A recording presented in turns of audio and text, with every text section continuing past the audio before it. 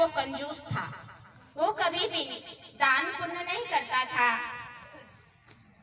और उसकी पत्नी बार बार कहती थी, आप ना तो दान पुण्य करते, ना कभी गंगा जी स्नान करते, ना तीर्थ यात्रा करते, कुछ तो किया करो।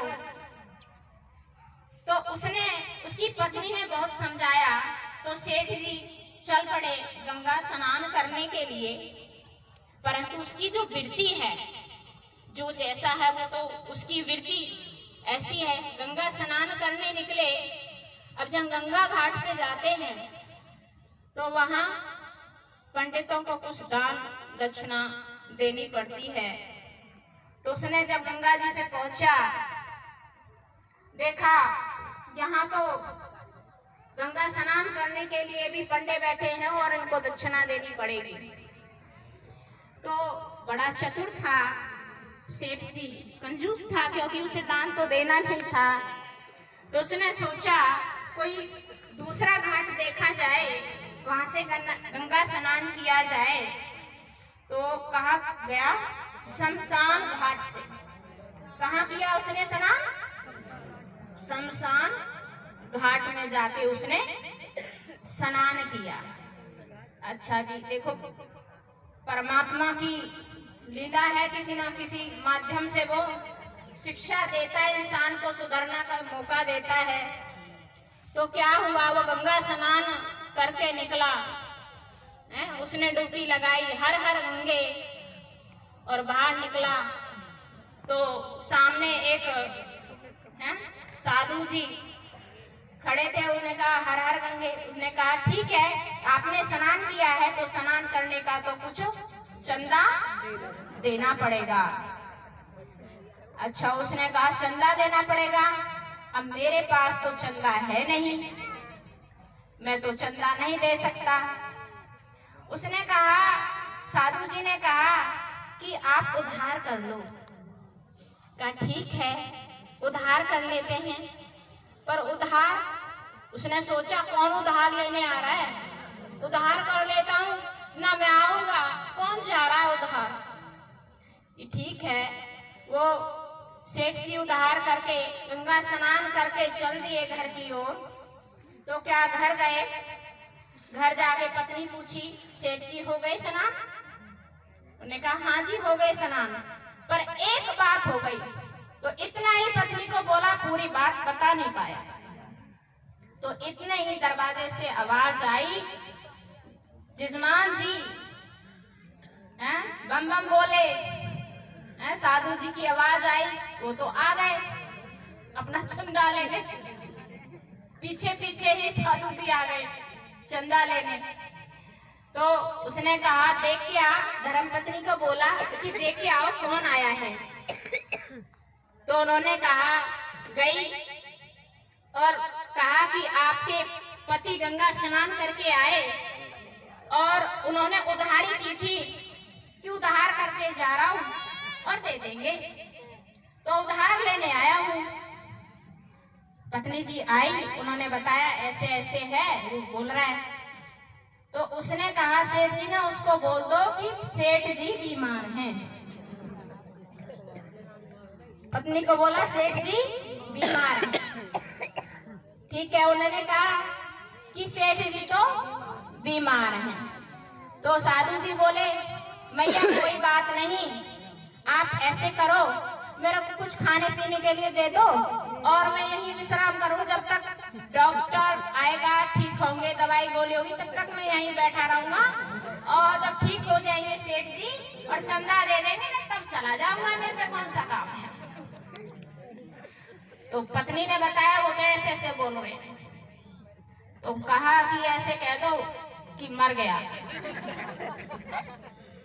वो बोले कि कह दो मर गया। तो क्या हुआ, उन्होंने कहा अरे ऐसे क्यों कर रहे हो जी सेठ जी, अरे दे दो कोई बात नहीं, चंदा ही तो देना है, आप मर क्यों रहे हो। मैं कहा नहीं, आप बोल क्या हो कि मर गया। अच्छा ऐसे कर, लेटा जा। लेट गया, ऊपर से चादर ओढ़ ली और कहा एक कह दो मर गया, धरती में लेट गया। अब साधु जी को बोला, उन्होंने कहा कि मर गया। वो सोच रहा चला जाएगा ऐसे जाने से। उन्होंने कहा ये तो बहुत बुरी बात हुई है जजमान जी, ऐसा कैसे हो सकता है कि अब तो पूरा क्रियाक्रम होगा और तभी जाएंगे फिर। तो मैं ऐसे करता हूँ माता जी, गांव में लाता हूँ, लोगों को बताता हूँ भाई ऐसे ऐसे घटना हो गई, आप आ जाओ। हाँ? तो उन्होंने वो पूरे गांव में इकट्ठे करके लोगों को ले आए और पत्नी जी से कहा कि मेरे को चद्दर उड़ा दो। लेट गया तो गांव के लोग आ गए। अच्छा, काटी कप्पन तैयार होने लगा, पर सेठ जी नहीं उठे। अब पत्नी जी बोले कोई बात नहीं सेठ जी, उठ जाओ, चंदा दे दो, सेठ जी उठ जाओ। उन्होंने कहा नहीं उठे। अच्छा, लेडीज भी आ गई, माता बहनें आ गई। अब वो तो पत्नी जी कहे कि उठ जाओ हैं, अब रोने लगी माई बहन और बहुत शोर शराबा हो गया, रोना हो गया काफी हैं।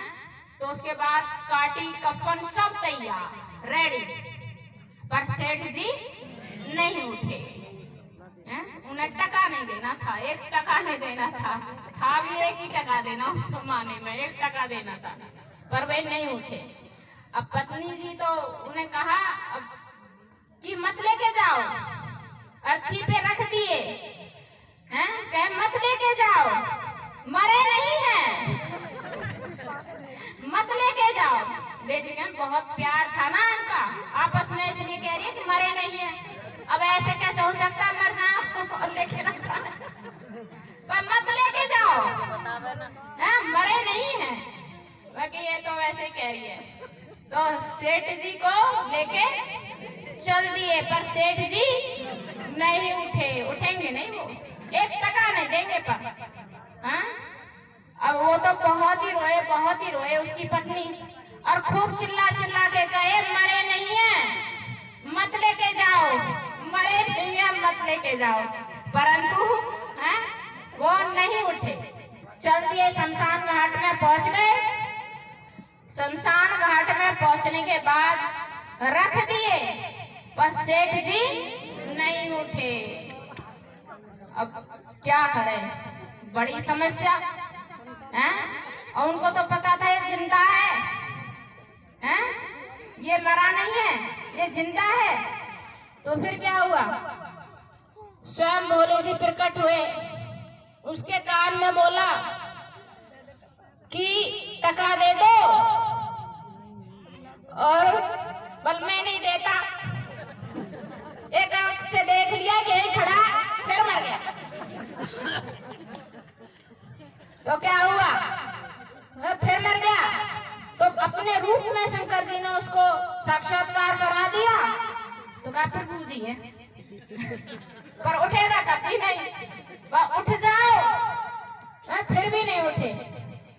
तो उसने कहा कि ऐसा करो तुम छेड़ दो, उठ जाओ, हम ना ले तुम्हारा टका, तुम जीते और हम हारे।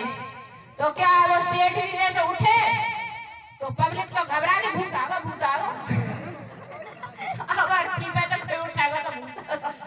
कि ऐसे कंजूस हैं, तो ऐसे कंजूस भी हैं जो क्या होगा, मर जाएंगे, प्राण त्याग देंगे, परंतु अपने 1 टका दान पुण्य के लिए नहीं देंगे।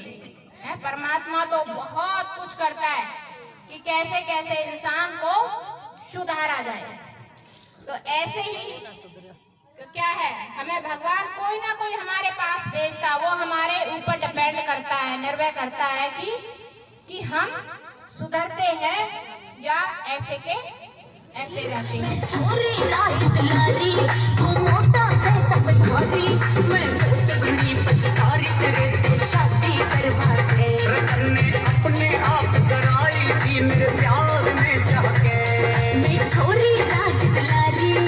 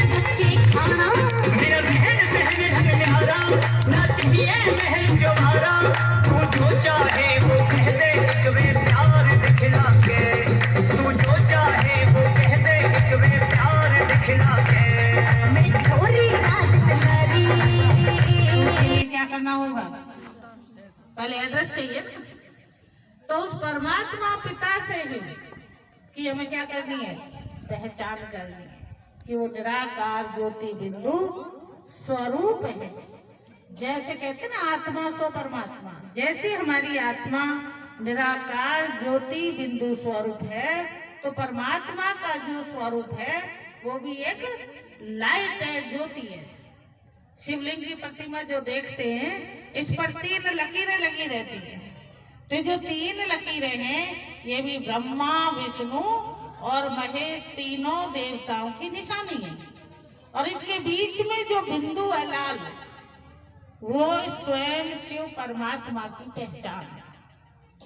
क्योंकि शिवलिंग की जो पिंडी है बड़ी इसलिए रखनी पड़ती है क्योंकि मंदिर में अगर हम उसे नलाएंगे, पूजा पाठ करेंगे तो बिंदी तो छुप जाएगी। तो उसके लिए हमें क्या करना है, उस स्वरूप में हमें सबको टिकना है।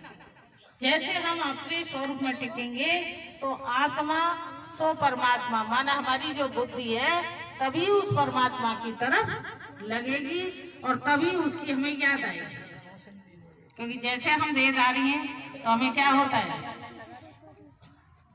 हमें क्या याद आता है, तो हम परमात्मा की संतान है, भगवान हमारा बाप है, सर्व संबंधी भी है।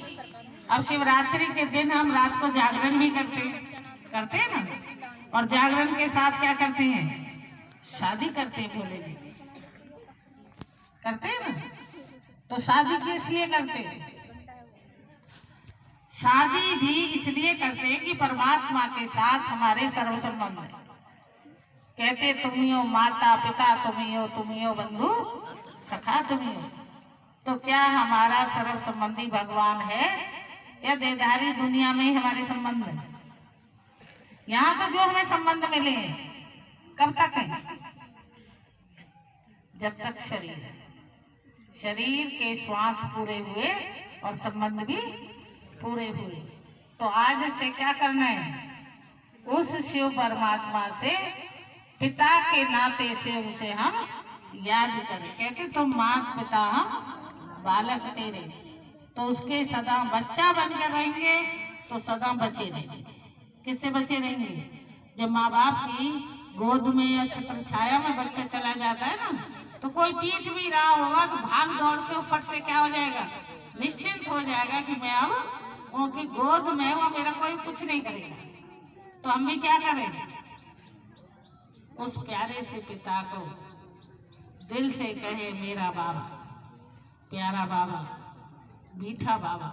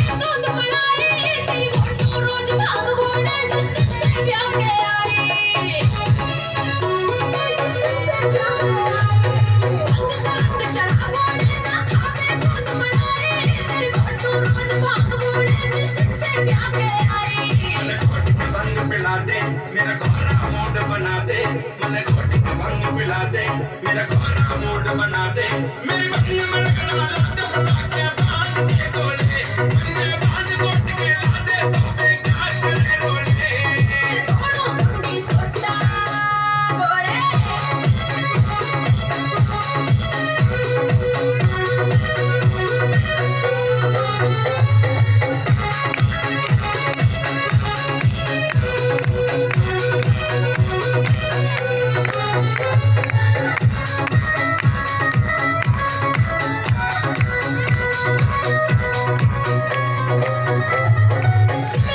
तेरी मांग घोट के संग खड़ी मिलाली अब बोतले भांग ये बोले मैं तो भी हर चाली सुमित कमर तेरी मांग घोट के संग खड़ी मिलाली अब बोतले भांग ये बोले मैं तो भी हर चाली क्यों गोरा छो में यारी, ना पीऊ भंग न प्यारी, क्यों गोरा छो में यारी, ना पीऊ भंग न प्यारी, रखो गोरा नबरारी प्यारी अब तो कुछ बोले, बन्ने बांध कोट के लादे तो बेकार करे रोले। दोनों मुंडी सोटा ना लियाऊं भांग में घोटा तेरा दोनों मुंडी सोटा ना लियाऊं भांग में घोटा तू पी बे परवर लोटा तेरी लिपट नहीं घोड़े बन्ने बांध कोट के लादे तो बेकार करे रोले। दोनों मुंडी सोटा